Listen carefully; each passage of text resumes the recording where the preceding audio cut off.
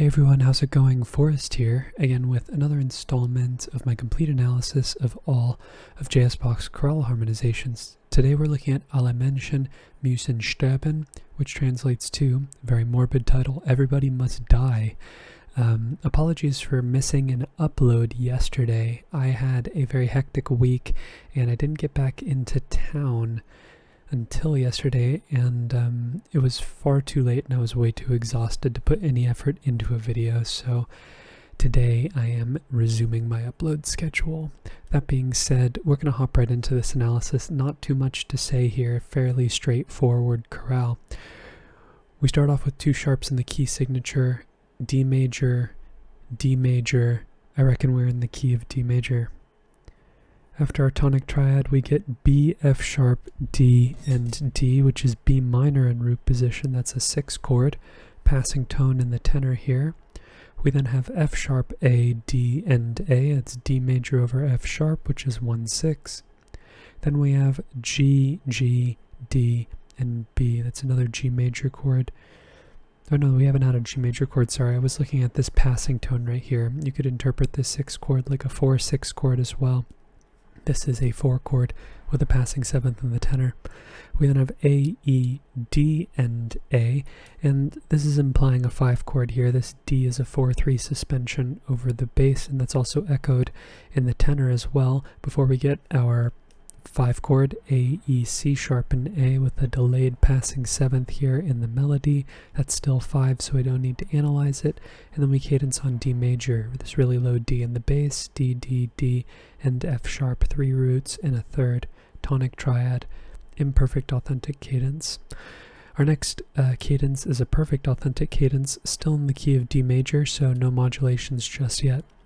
We start the phrase off with another D major chord, D, F sharp, D, and A, no need to reanalyze, and then we get another one as well, D, F sharp, D, and A, this time with the passing 7th of the alto, but we still don't need to analyze anything.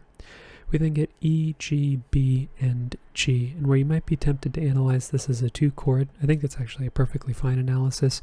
I think this B is actually an accented non-chord tone, and we have another one of these tonic 7/6, 1/6 progressions that we see so commonly in Bach. You could even say that this is a 2 going to 7/6 progression, but I think calling this entire chord here 7/6 is just a reflection of my relationship with the harmony and consistent with how I've been analyzing it for a long time now. And then we get our 1/6 chord, F sharp, A, D, and A. It's D major over F sharp. As we're closing in on the cadence, we have G, B, D, and E. That's E minor 7 over G. We know that Bach loves 2/6/5 chords. This F sharp is a non-chord tone. And then we have A, C sharp, and E, which is our 5 chord, A major. Anticipation here in the melody. This G is like a little delayed passing 7th. This A is just leaping down an octave. No need to mark it because it's a chord tone. And then we cadence on D major, D, F sharp, D, and D. Another one of these 3 root 1/3 spellings. Sorry, my pencil lead. Back to my pencil lead breaking again. Didn't miss that. But it's still our 1 chord. Goodness. There we go. That'll do.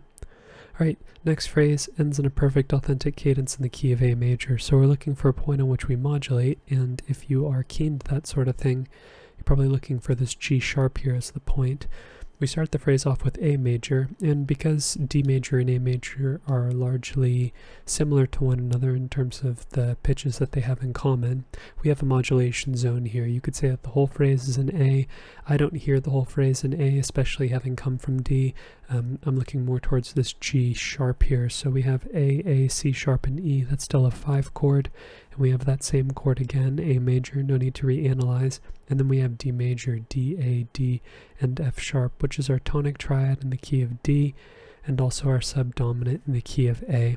This passing G sharp here links the 4 chord and this F sharp minor chord, so a bit of a deceptive progression here. This leading tone resolves to the tonic, but we don't get a tonic triad, we get a submediate triad, 6, F sharp, A, C sharp, and A, with the passing 7th in the bass as well. We then have F sharp, D, F sharp, and A, D, B, F sharp, and A, which is B minor 7 over D. D. That's 2-6-5. We know that Bach loves 2-6-5 chords, especially in cadential situations. We have a very similar cadence to our previous section here. 1-6 is very similar to the way that 6 is spelled because they both have the same bass and they're both going to a 2-6-5 chord. And they will both eventually go to a 5 chord as well. E, B, E, and A. This A is, it's like a 4-3 suspension over the bass, so we'll call this a 5 chord, but more specifically I'm going to call it a 5-7 chord because by the time we get our resolution here, D gets introduced at the same time, so I feel like this is a 5-7 chord, E7 in root position, but I think 5 is also an accurate analysis. And then we cadence on 1, A major, A, C sharp, and A, another 3 root 1/3 spelling. Sounds like Bach, there's some intention behind Bach using this spelling. I wonder what it is. Next phrase is another perfect authentic cadence in the key of B minor, and there are a couple different ways that you could analyze this modulation. I went ahead and called it a direct modulation because it just sounded like a separate idea after having followed a perfect authentic cadence in A. It seems like Bach is just sort of tonicizing different scale degrees in the context of D major. We're seeing A and now we're seeing B minor, but you could say that this A is a common chord. It is 1 in the key of A and 7 in the key of B. It would be a subtonic 7th, but that's not how I hear it, so I'm just going to analyze this as a direct modulation, but there are other ways to approach this as well. We start the phrase off with E, G, E, and B. And sorry, before I continue analyzing the phrase, I think the reason why this sounds like a direct modulation to me is because we come from the key of A major and we immediately go to E minor. Like the chord that we have here is an E minor chord, and having E major be such an important contextual chord in the key of A major, having it being the A major phrase being followed with an E minor chord feels like there's a juxtaposition going on here, a contrast to show the different sides of the E triad. And in this case, it just feels that that's really what makes the separate idea as separate as it is. So in the key of B minor, E minor is our subdominant, it is our 4 chord, passing tone in the alto, and then we get E, G, G, and B again, which is another 4 chord. However, we also have these sort of delayed passing tones here with the A and the C sharp and the tenor and the melody respectively. That gives us E, A, G, and C sharp, which is a little bit of a passing subtonic 7th chord. That's like a 7-4-3, 4 going to 7, very common subdivided chord progression in Bach's chorales, and we would expect that to resolve to 1. It's interesting, however, that we have a subtonic 7th here, but I suppose it makes sense because we're coming from a G natural. If we were coming from a G sharp here, I think it would make more sense that Bach would complete the harmonic minor cycle here in the tenor, but here we have natural minor, therefore we have our 4 chord that's minor and our 7 chord that's major rather than major and diminished. But we do resolve where we would expect regardless. B, B, F sharp, and D. It's B minor in root position, our tonic triad. Passing tone in the bass. Then we have D, B, F sharp, and D, which is just taking our B minor triad and putting it in first inversion, so we'll just change the figured bass. Another passing tone in the bass as well before we get F sharp, B, F sharp, and C sharp. Again, another one of these 4-3 suspensions here where we're implying 5, or 5 is being implied, and it resolves on the next beat, F, A sharp, F sharp, and, F sharp, A sharp, F sharp, and C sharp, which is F sharp major, the dominant of B minor. This E is like a delayed passing 7th, this C sharp is like a redundant tone, and then we cadence on B minor with this motive that we've seen in a couple of the phrases so far where we see the same chord repeated. And B minor is our tonic, B, B, D, and B, again with 3 roots and 1/3. Looking ahead, we are going to get another perfect authentic cadence in the key of D. Maybe this is the most interesting phrase in the entirety of the chorale. It's definitely a contender with this direct modulation to B minor here, but I think this is interesting because we get a mid-phrase modulation. We're going to go back to A major through D major, so we're not getting an abrupt juxtaposition of E major versus E minor like we do in between this A major phrase and this B minor phrase, but rather Bach is going to reintroduce the idea of A major through D major. It has like a very deceptive effect actually. So here we have, we start the phrase off with B minor, which I think is going to be our common chord for the key of D major. It is now 6. And then we get D major, D, A, D, and F sharp, which is our tonic triad and root position, harkening back to our first progressions that we saw with a lot of 1 and 6 going on. And of course we get another D major chord, D, A, D, and F sharp. Bach has basically started every phrase with the same chord twice, so we don't need to reanalyze. We then get G, G, D, and B, G major in root position, which is our 4 chord, passing 7th in the tenor, and then we get A, E, C sharp, and A, which is our 5 chord, and I'm going to say this is where we modulate to the key of A. Again, this is a modulation zone. I think any of the points beyond here could be a valid argument for where we modulate. What matters is that a modulation is definitely happening by this G sharp here, that's for sure. We then have B minor 7, B, D, D, and A, and I tend to look for complete chords where, like, I guess this chorale might be the worst example of that because we have a bunch of 3 root 1/3 voicings at the cadences, but that is a convention that we see in cadential situations especially. But here, this B minor 7 chord, if you look sort of outside of just the context of the downbeat, we see the F sharp completes the chord here in the tenor, so B, D, F sharp, and A, or B, D, F sharp, and A, which would be a 2/7 chord in root position. Interesting to see a root position 2/7 chord here. It's not unprecedented by any means, but I think what happens afterwards is very interesting because Bach in the bass, the melody is approached upwards. What am I trying to say? Yes, G sharp. The leading tone of the key is in the melody here, so it is moving upwards to resolve to the tonic, and the bass is resolving downward to the tonic as well, which is interesting because 2/7 is going to share a bass with a 5 chord, B, E, D, and G sharp, which is 5-4-3. Very interesting to see a 2/7 5-4-3 cadential formula, I guess, which is really it's interesting. It's not something that you see all that often, and this D is a neighboring 7th, so we don't need to mark it because we already have it in the chord.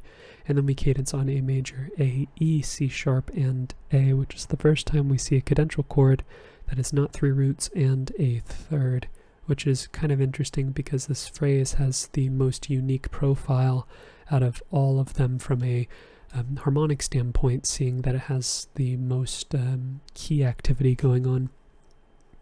But looking ahead to our final cadence, it's a perfect authentic cadence. I do think this is kind of a glorified half cadence here because yes, we're cadencing in the key of the dominant, but the dominant is ultimately going to be repurposed as or the tonic in the key of A major is going to be repurposed as the dominant in the key of D major.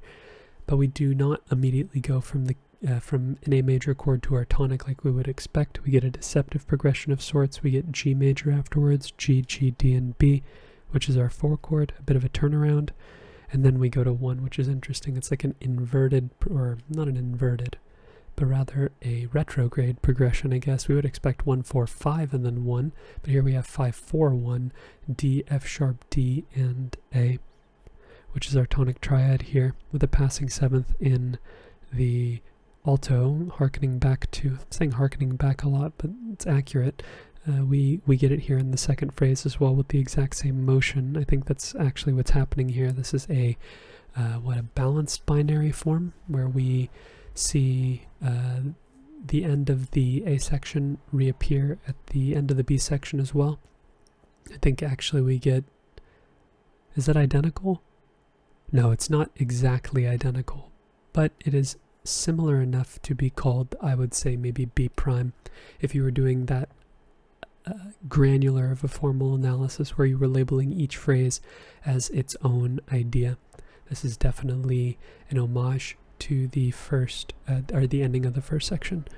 We then get E, G, B, and G. Again here, this B I think is an accented non-chord tone. This C sharp is actually our root. This is C sharp diminished in first inversion, or E minor, depending on how you look at it.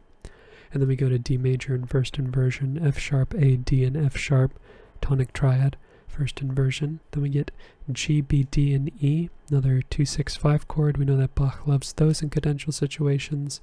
We then get A, C sharp, and E. It's a 5 chord, A major, root position.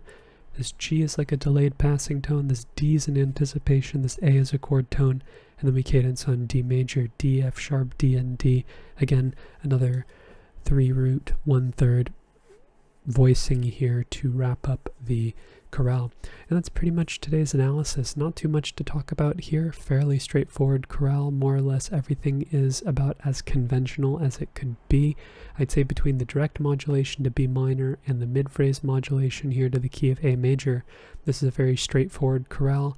Very plain, relatively easy to analyze, and still a very beautiful chorale. A testament to the fact that you do not need a lot of vocal movement. You don't need a lot of complex chords to create consonant, very beautiful tonal music.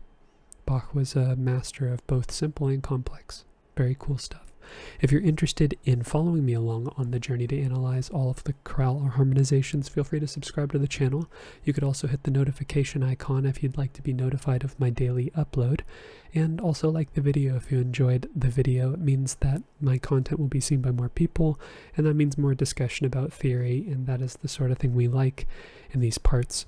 But with all of that being said, thank you so much for watching the video and supporting the channel by doing so. I look forward to tomorrow's analysis, and I hope you take care.